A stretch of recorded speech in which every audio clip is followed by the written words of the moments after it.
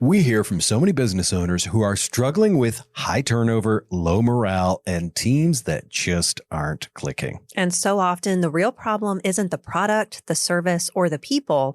It's the culture. And that's why we would love to bring the business fix to your next event or webinar to help transform your team and to push your business forward. Ready to fix your culture and unlock your team's potential? Visit us at businessfixpodcast.com and click connect with us to learn more. Every single one of us has a business that is built 100% on A players. Just this is what I love about when I do the hook is you make things up.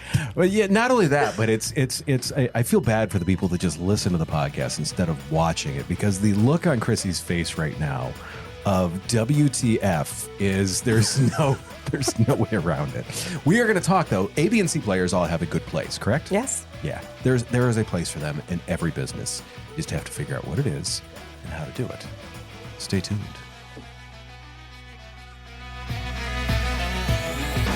She's the CEO. He's the marketing and operations guy. If it's broken, you need the business fix.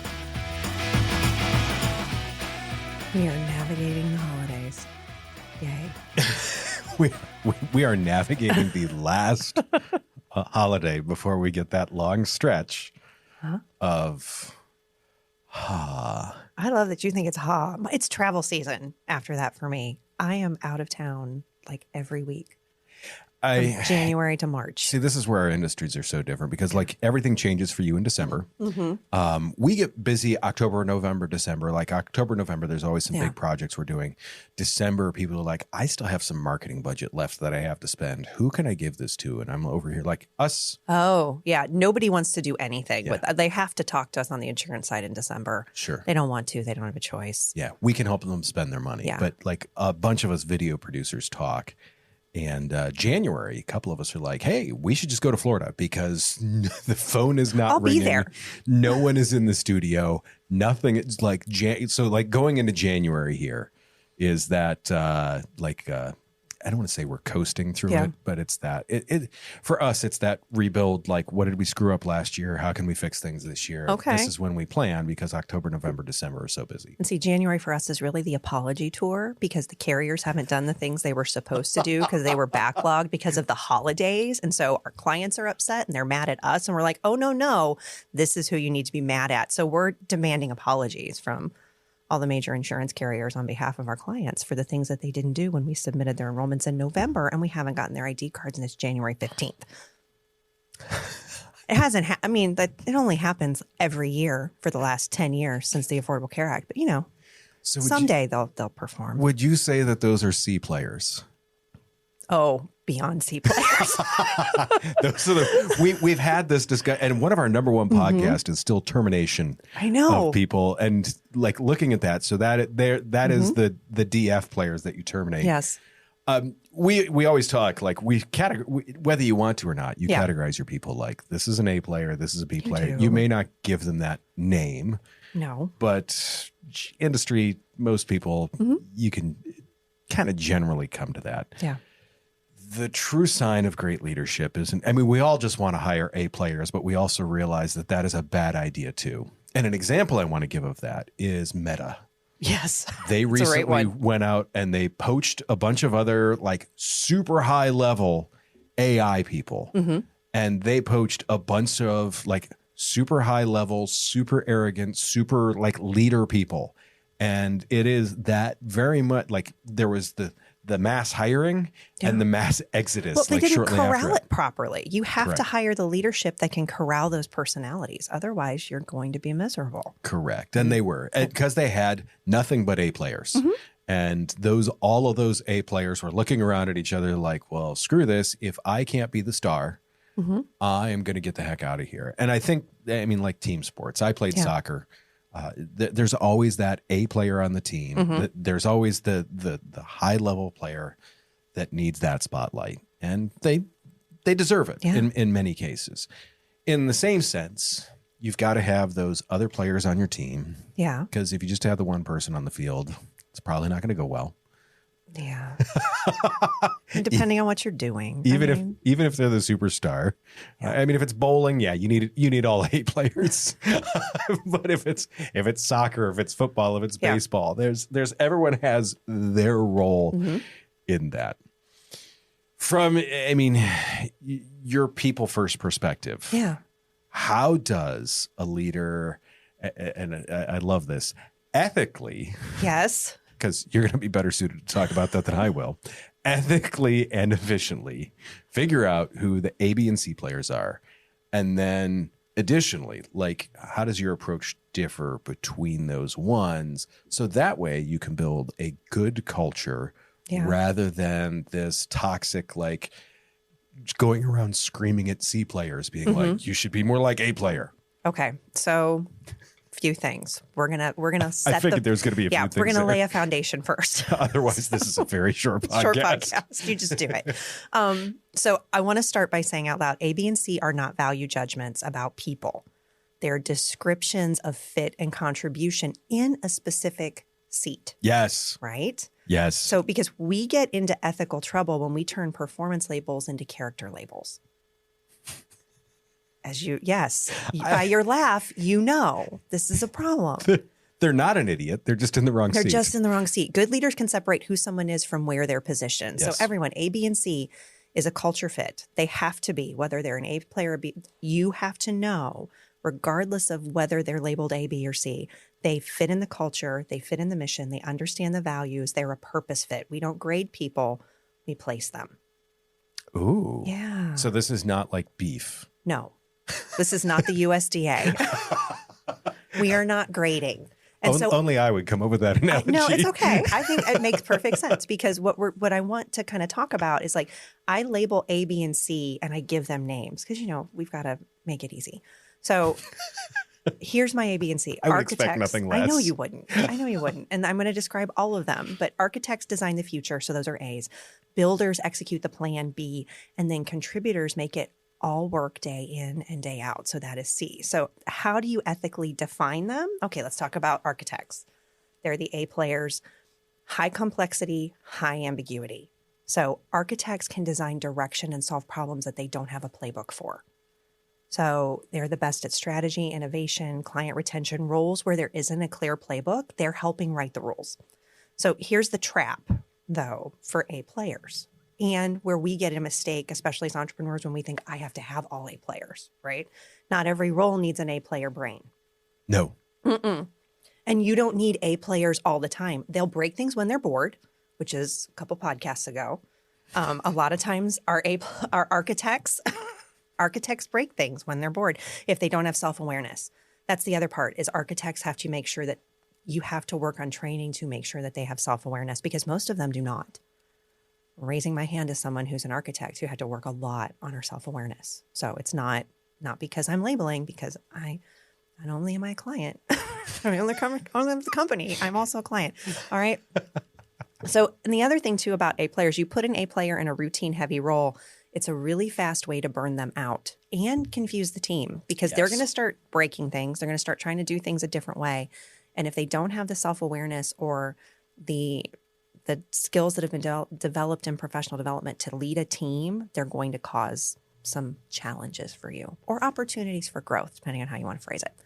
So, both of those were much more polite than I would have put them. So any questions, comments on A players, architects right now? No, I love how you phrase that. And to me, the architect piece, they're the designers. They're the ones they're the dreamers. They are. Yeah, that makes sense. Okay, so then let's go to B players, the builders. They are the engine room. So they turn vision into something real and repeatable. So B players are kind of the backbone in most organizations. They execute, they stabilize. They're the people that you're like, oh, I'm so glad that person's here. So they lead projects, they lead teams, they keep the trains running, high consistency, high reliability. I love teams that have solid leadership that would be considered B players. And I will say this, B players can turn into A players with the right type of development. So these things you're not just labeled and stuck somewhere.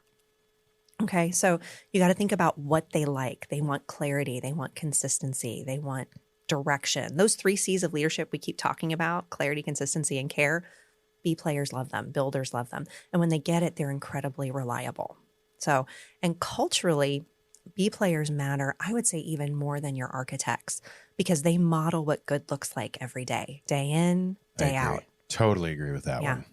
Yeah, that's like the Chiefs Indians thing. Yes. Yeah. It is. And then here's what I will say about B players if you neglect them. A players, when you neglect them, sometimes they'll get a little moody or they'll go create something. You're like, oh, crap. I have to untie this. I have to untie this. What did you do? Sometimes you run without permission. But I will say this. If you neglect your B players because you're constantly searching for that A player unicorn, your culture is going to collapse. And so that's where these individuals are so stabilizing to your organization because they can help you continue to move in the right direction. And they're really good at corralling those C players, which are your contributors. So before I go to contributors, anything you want to say about B? No. Okay. No, I have my own structure that I've got. I'm excited to hear about yours too. I didn't give the cool names to them. Well, you didn't expect that, though. I didn't expect that. That's what I do. That's what I do. I love to label. So contributors, C players. So right seat opportunity, not a failure. So contributors make sure the work actually gets done every single time. They're the ones that are perfectly happy with a repeatable task. I want to come to work. I want to do my job. I want to go home. They are extremely consistent. Like another C word for C players, they're contributors. They're also consistent. So here's where I think kind of leaders get this wrong. They look at a C player as being a low capability person. And that is not even close to what it is. Often with those types of players, they're in the wrong seat or they haven't been given enough clarity, consistency, and kind of talking about what they do. Because most people are phenomenal and they can be in high routine, low risk, detail driven work. That's what those consistent contributors are for. So compliance, administrative follow-up, data accuracy, those roles don't need constant innovation. They really need consistency. They need people who are just willing to show up every day and do the contribution.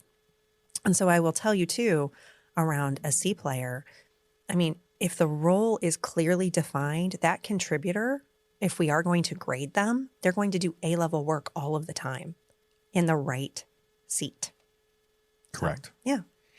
What's interesting, and I'll get into this some in mine, is they will do A level work, but not A style work. Yes, that's a good way to put it.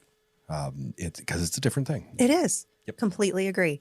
So let's shift. Since I've labeled them architects, builders, and not that we're labeling people. Contributors. I'm labeling the roles, not grading. Not grading. I'm going to stay on that issue just because that's what I do.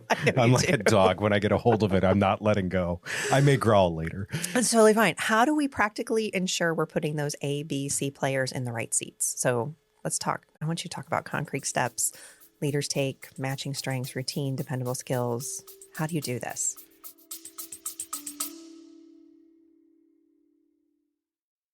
Let's be honest. You did not start your business so you could spend your days buried in HR paperwork or Googling how to handle employee drama. That's why I started Clarity HR.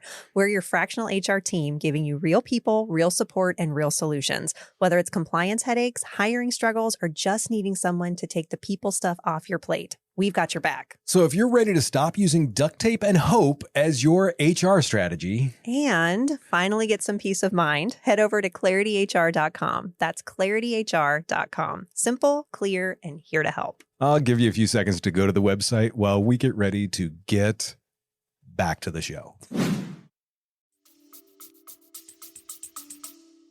You said it, and I say this too. Role clarity.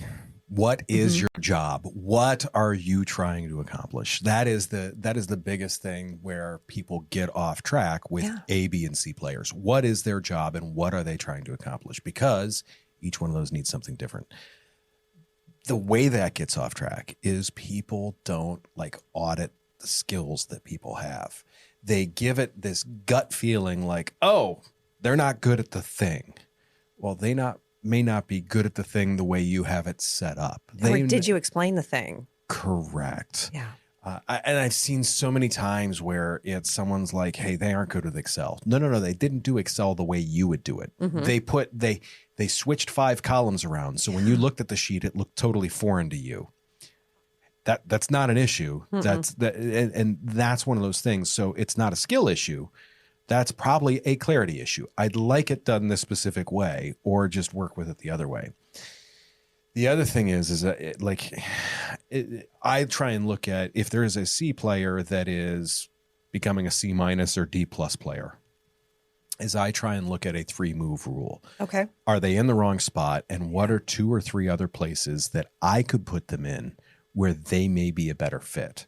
Now, yes, I don't move someone 3 times. Okay. But how often will you move someone, Josh? I mean, want to know. Like, there's been times where I've brought someone in and I've realized, oh, hey, this isn't the right role. Yeah. But you have to be honest about it and not just be like, oh, well, they're not good in accounting, so I'll put them in sales because we've got an opening in sales. No, that's not like when they're not good in accounting, you have to look at like what skills do they have and what role can you develop for them? Because once again, I've had C players turn in straight to A players right away because those covers were kind of pulled back. And just because they were in the wrong spot, when you move them to the right spot, the champagne rains down from the heavens, the angels sing, all the amazing stuff happens. Yes.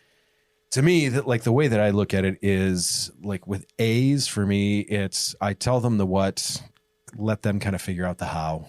Just go do the thing. Don't micromanage them. Let me know when it's done. Yep. The other thing is I try and make sure that they've got some free time. If there's 20%, that's amazing. Yeah. But if you give them some free time to let them think through things, you're going to get some great problem solving out of them rather than just, hey, here's how we've always done it. Yeah. They're generally curious. Right. And they want to find a better way to do it because they're like, in many cases, your A player's like, I want to get onto something else. Exactly. So can I fix this so I can move on? Right. You've done it this way for so long, and I realize it can take half the time if I do it this other way. Yeah. Go right ahead. Do it. Yeah. Please do that for us. Yeah. The thing with them is removing those bottlenecks and making sure. You know what one of my favorite bottlenecks to remove is? Which one? Meetings. Oh, that's true. I know. Did we talk about a podcast? We talked about how your hatred of meetings.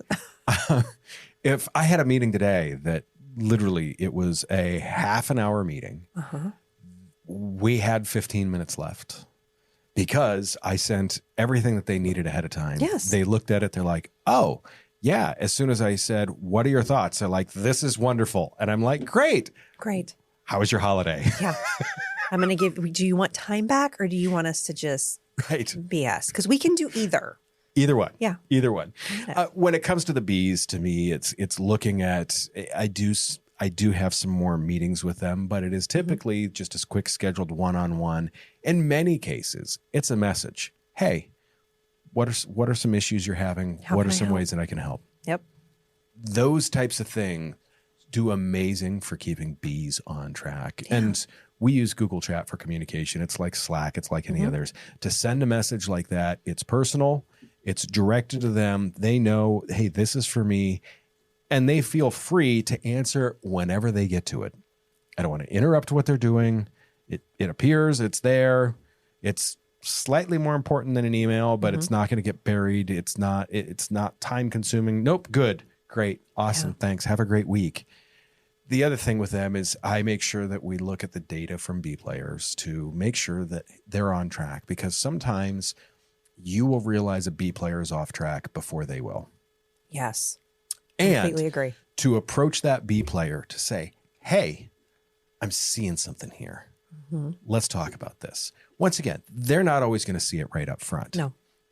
They don't have that broad vision. Now, once again, I like what you said. They can develop that as they start to move through an organization. Yes, absolutely. And you can work with them on that. There are some people that come out of the womb as visionaries. There are other people where that needs developed, where that idea thing needs developed. So, and plus, I typically like bringing in people as a bit more of a B player. And there's the old Henry Ford example of the steak. You know which one I think you knew. Henry Ford took 2 engineers. This is a story. Don't know if it's true. Henry Ford took 2 engineers out to dinner, and he ordered both of them steaks. And the one guy salted his steak, and then the other guy tasted his steak and then salted it. And the guy that tasted his steak first That's the one that Henry Ford hired because he said, you tasted it before you just dumped salt on it. Whereas the other guy just changed it before he knew what it actually was. Because that thing could have been jerky for all he knew that it was exactly. salted. Right? Suddenly it's got a salt lick. The C people. Now, these are ones that, like, to me, like you said, high structure, frequent, like similar tasks. And if you get the right C players, those are the ones that, I mean, to me can be so, those are the engines of my business. Yeah. They're going to show up. It's repeatable.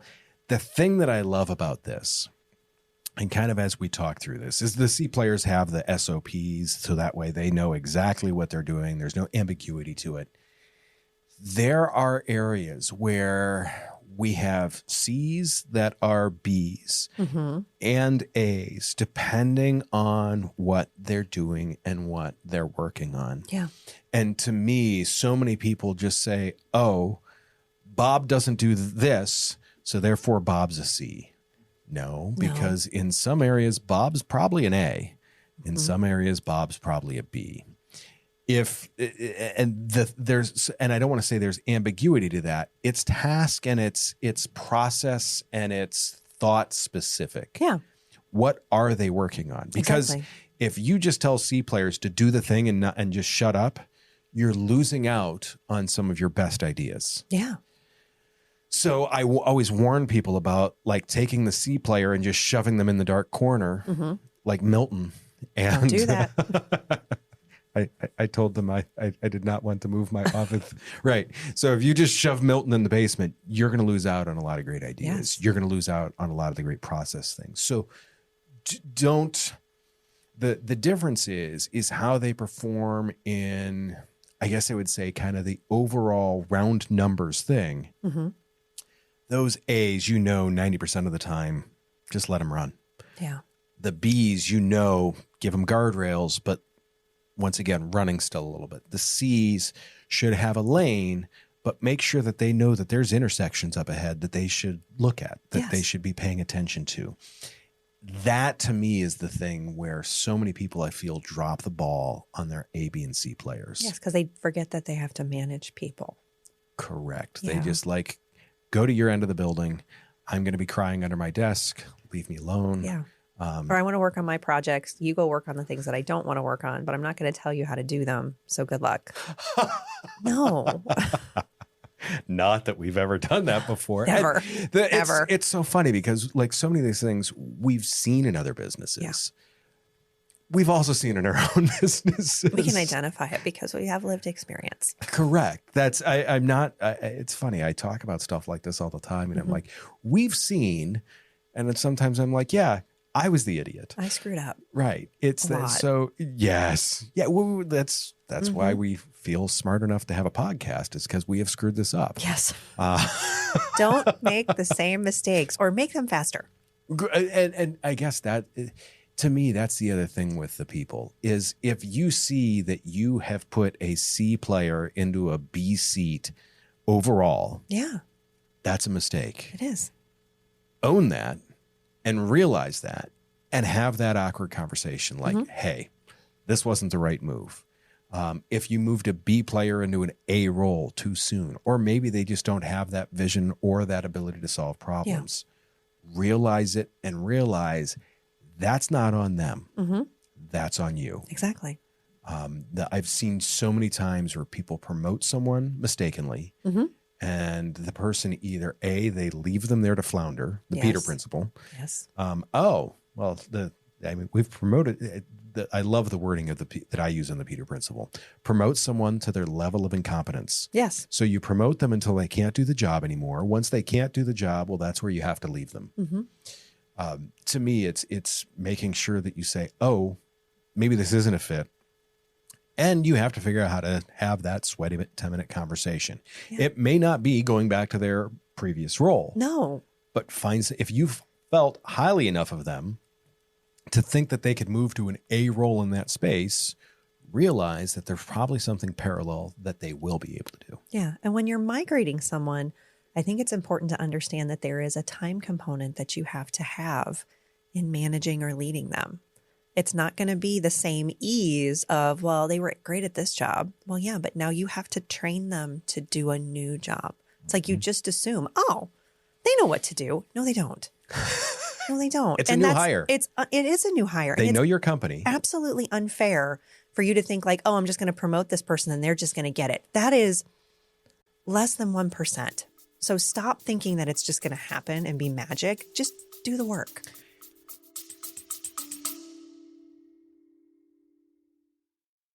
If you're a small business owner navigating the world of marketing or looking to establish yourself as an industry expert, you already know the power of a great podcast. But getting it all right from the sound to the strategy can be a headache. And that's where Pedal Stopper Productions comes in. We're the team behind the Business Fix and Chrissy's Better Business for Small Business Leaders podcast. One of the things I love about what you do, Josh, is that you're always willing to help out. And part of that is with your free 30-minute no-pitch podcast consultation. That's right. 30 minutes of our best tips, tricks, and podcasting basics. Absolutely no strings attached. Just podcasting insights to help you crush your goals. Visit pedalstopperproductions.com to book your no-pitch call today. That is pedalstopperproductions.com. And now, back to the show. The best, like you and I think, are the best examples of this because in some ways it was just get there and figure it out. Yes. The problem is most people don't want to do that. No, if they they did, they would start their own business. That's why we're entrepreneurs. Most people are intrapreneurs, but they're intrapreneurs because they want to be led within an organization by someone else. So Correct. Just suck it up. If you want to grow and have employees, this is part of what you have to do. Yeah. I'm not going to apologize for it. You need to suck it up, Buttercup, and train your people. Don't be a jerk. And don't leave them to flounder and then go, I don't understand why they're not doing the work because you didn't explain it. Yeah. You didn't train them. No. Speaking of which, excellent segue. Thank you. When is it a values mismatch or when is it a skills mismatch? Because there are two very, very different results from this. And unfortunately, many, many, many people handle these the same. Mm-hmm. They do. And that's a problem.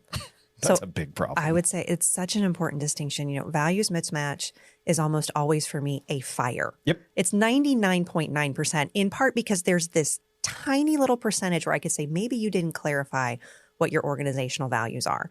But if you've got someone and they're like, I don't believe in your core values, you're not gonna work here. And I don't think moving them to another department is going to help because that's something that I've seen a lot. And I made that mistake early in my career too. It's like, oh, this person doesn't believe in our values. Let's just move them. No, let's just exit them. That's the kind thing to do. I mean, because it's really important that you know that your values you're going to show up when no one's looking. And they're going to show up when no one's looking, but your customers are going to be looking. When I say no one's looking, it's you. You're not paying attention to them. And you can train for skills, but we cannot train values. I cannot force you. I cannot coach integrity. I can't coach respect. I can coach a little bit of vulnerability, but you can't coach the love for your values. So if you're orienting someone into the organization, they're like, I don't believe in service and excellence. Those are two of our core values. I go, ooh, today will be your last day. Thank you for being here. We're done. It's funny you say that. And you can leave. When there was a place that I exited and I had an altercation with another employee. Second time it had happened where this employee literally is like screaming at me in the corner. Oh, no. No. And the thing that I said to the CEO was I said, I can't work. What he presented to me is he goes, what happens if we fire this person? He goes, we've moved this person 4 times and it hasn't worked out. And without hesitation, I looked at him square in the eyes and I said, I can't work for you. That's it. No, exactly. Because your A players will exit. When you have toxic, it doesn't matter what they're A, B, or C players. When you have toxicity around values, it doesn't matter where you move that person. They are going to be a cancer to your culture and your organization. Correct. Now, I will say on the mistake side, family businesses do this all the time. Because they can't fire the family member. For those of you who may have a family member that you need to fire, call me. We'll talk through it because I've dealt with that. I've had to personally fire family members. Sure. No, I get it. It's difficult. Well, it is. And then you're like, oh, but they're so sweet at home, or they're so, I mean, we just want them to succeed. Thanksgiving's going to suck. Yeah, it is. Too bad. No, do you want a business? Yes. It's so funny because, like I said, it's that, and that company had a very toxic culture. Mm-hmm. And when you look at the people that stayed there, they had some very good operators. Yes. But these people were B's and C's. They had no A players because they just, I mean, every A player was like, I'm not dealing with this. Yeah. So once again, all B's or C's, they had some extremely high performing, what I would label as C players, like people that, I mean, execute. Zero ideas, zero anything else. Don't ask me to have any because you're going to be threatening to me. No way. Correct. And when you see that in that culture, that to me was the, what's difficult is in this labeling of people as the USDA comes along and says, this is grade A. This is not beef, but okay. I'm going to give Chrissy I'll take your analogy. The problem is you can't label those on just KPIs. No. There's pieces to that, like that A player, like that visionary idea thing. Yeah. That's not something that you're going to get a chart on at the end of the month. No. That specifically says, like, they had 10 ideas. No. So, like, how does transparency and performance metrics, like, how does that work for you when it comes to that type of thing? Yeah. So I'd say one of the best ways to stay ethical as a leader is to make performance visible. So when you've got metrics that are clear and that are shared, when you've got values that are clear and shared, it removes a lot of the emotion and the subjectivity. There's still going to be some subjectivity in some of 100%. these things, especially as we deal with graduating into upper level management, how they handle things that may be a little bit more squishy. But when you have those clear definitions, as opposed to it being a label, people don't feel labeled, they feel measured. And measurement feels fair, right? It protects the leader from favoritism. It protects the organization potentially from litigation.